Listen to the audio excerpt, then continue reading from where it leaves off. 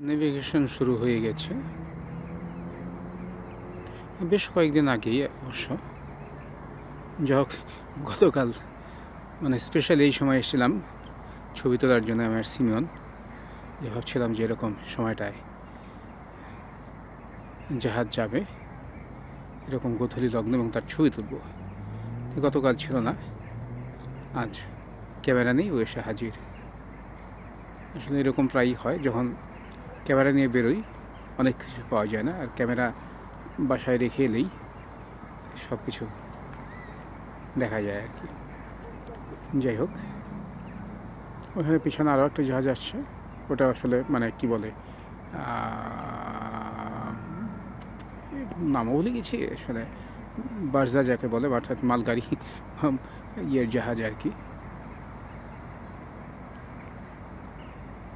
ভালোই লাগছে এরকম সময় জাহাজটাকে দেখে।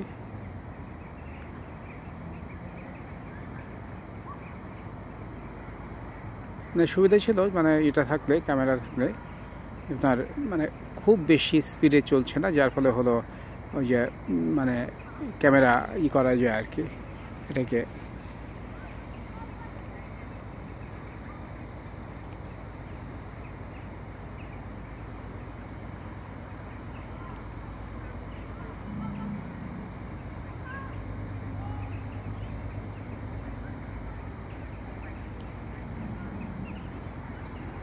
এখন তো জানা গেল যে বুধবার করে আসে এরকম সময়, সুতরাং নেক্সট বুধবার ট্রাই করা যেতেই পারে। যদিও তখন এই সময় মনে হয় সূর্যের আলোটা থাকবে, আর আমরা চাইছিলাম একটু এরকম গধূলি বেলায় সূর্য ডুবে যাওয়ার পরে।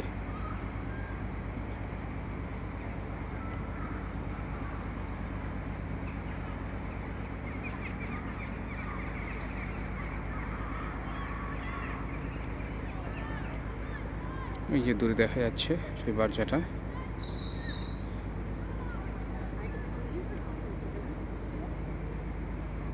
Да, навигация уже началась, так что уже достаточно давно, как раз сейчас, я не знаю именно откуда, но по крайней мере Астрахань или откуда-то оттуда едет теплоход как раз в сторону Москвы.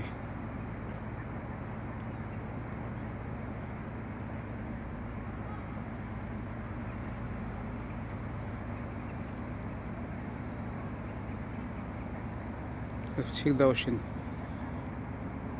много птиц, слышно их пение, соловей, что ли, или кто, не знаю, там много чего-то, не разберешь.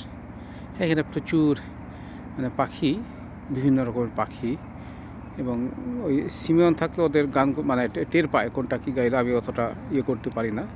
এখানে সালাভেই আছে, এটা বুঝতে পারছি আর কি।